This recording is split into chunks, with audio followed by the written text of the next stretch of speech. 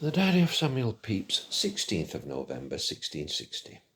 Up early to my father's, where by appointment Mr. Moore came to me, and he and I to the Temple, and thence to Westminster Hall to speak with Mr. William Montague about his looking upon the title of those lands which I do take as security for £3,000 of my lord's money.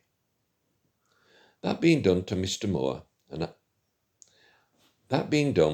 and I parted, and in the hall I met with Mr. Fauntleroy, my old acquaintance, whom I had not seen a long time, and he and I to the Swan, and in discourse he seems to be wise and say little, though I know things are changed against his mind.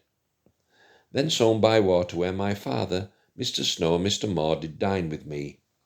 After dinner, Mr. Snow and I went up together to discourse about putting out of £80 to a man who lacks the money and would give me £15 per annum for 8 years for it, which I did not think profit enough, and so he seemed to be disappointed by my refusal of it, but I would not now part with my money easily. He seems to do it as a great favour to me to offer to come in upon a way of getting of money, which they call bottomry, which I do not yet understand, but do believe there may be something in it of great profit.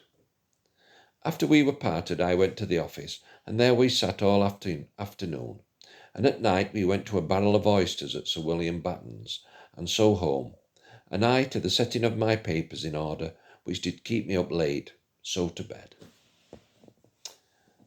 17th of November 1660. In the morning to Whitehall, where I inquired at the Privy Seal Office for a form for a nobleman to make one his chaplain. But I understanding that there is not any, I did draw up one, and so to my lord's, and there I did give him it to sign for Mr. Turner to be his first chaplain. I did likewise get my lord to sign my last sea accounts, so that I am even to this day when I have received the balance of Mr. Creed. I dined with my lady and my Lady Pickering, where her son John dined with us, who do continue a fool as he ever was since I knew him.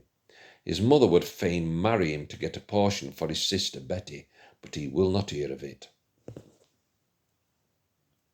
Hither came Major Hart this noon, who tells me that the regiment is now disbanded, and that there is some money coming to me for it. I took him to my lord and to Mr. Cruse, and from thence with Mr. Shepley and Mr. Moore to the Devil Tavern, and there we drank. So home and wrote letters by the post, then to my lyre viol and to bed. The 18th of November 1660. Lord's Day. In the morning to our own church, where Mr. Powell, a crook-legged man that went formerly with me to Paul's school, preached a good sermon. In the afternoon to our own church, and my wife with me, the first time that she and my Lady Batten came to sit in our pew, and after sermon my lady took us home, and there we supped with her and Sir William Batten and Penn, and were much made of. The first time that ever my wife was there. So home and to bed.